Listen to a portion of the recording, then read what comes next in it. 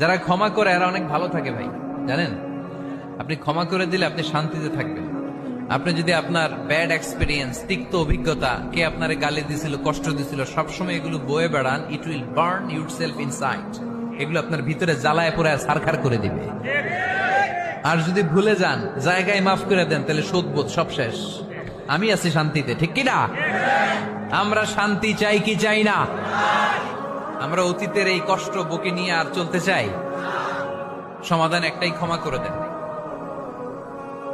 Stamford university, ক্যালিফোর্নিয়ার Stamford ইউনিভার্সিটির একজন প্রফেসর ফ্রেডরিক লাস্কিন, ওনার একটা আর্টিকেল আমি পড়েছি। ওখানে উনি গবেষণা চালিয়েছেন, অনেক মানুষের মধ্যে গবেষণা চালিয়ে দেখেছেন যে যারা অন্যরা ক্ষমা করতে পারে না, এদের রোগ বালাই বেশি, কষ্ট বেশি।